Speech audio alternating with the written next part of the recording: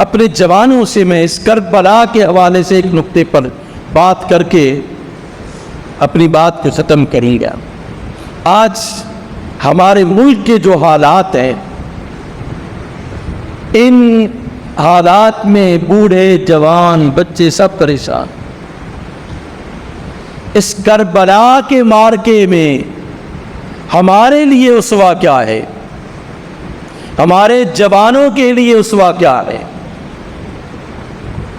ہم سب کے لیے کیا اسوہ ہے کہ جب ملک کے حالات بہت میزریبل کنڈیشن میں ہوں، دگرگوں ہو، تباہی اور بربادی ہر طرف پھیلی ہوئی ہو، تو حسین نے کیا کیا؟ کیا حسین علیہ السلام اسلامی مملکت کو چھوڑ کر کسی دوسری مملکت میں چلے گئے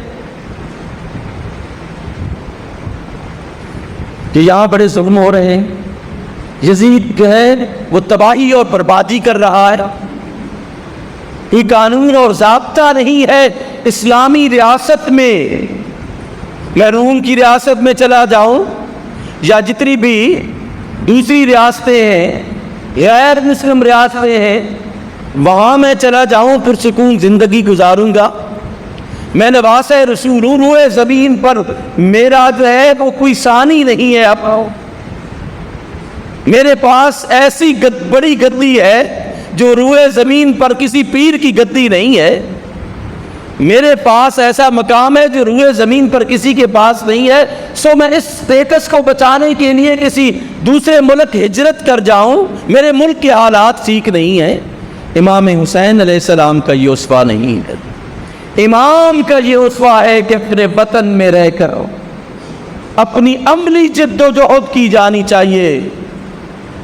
میں اپنے بچوں کو یہ پیغام دیتا ہوں، آج ملک جو ہے وہ بہت پریشانی کے عالم میں ہے، لیکن کیا انجینئرز کو چاہیے کہ وہ اپنے ملک کو چھوڑ کر چلے جائیں؟ ڈاکٹرز کو چاہیے کہ وہ اپنے ملک کو چھوڑ کر چلے جائیں؟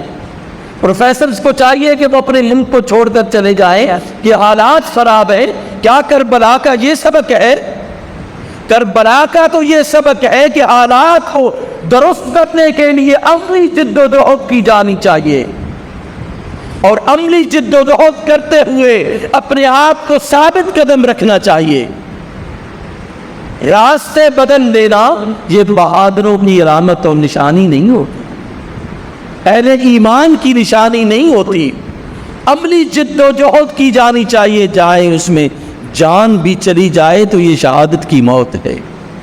کربلا کا اسوہ ہمیں یہ سکھاتا ہے کہ اپنی زمین کو چھوڑ کر چلے جانا یہ بزدلوں کا کام ہے، حسینیوں کا کام نہیں ہے۔ یہ کربلا والوں کا، کربلا کے ساتھ اٹیچمنٹ رکھنے والوں کا یہ مقام نہیں ہے کہ وہ اپنی زمین کو چھوڑ کر دوسری کی چلے جائیں۔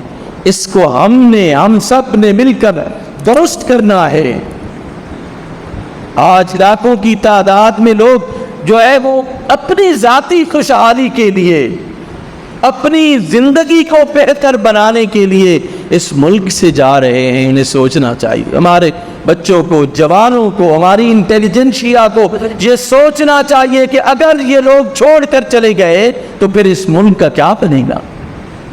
تو کربلا کا اسوہ، حسین کا اسوہ، جناب عباس کا اسوہ ہمیں یہ سبق سکھاتا ہے کہ اپنے وطن میں رہ کر حالات کو درست کرنے کے لیے عملی طور پر اور پرامن جد و جہد ہے وہ ہمیں جاری رکھنی چاہیے۔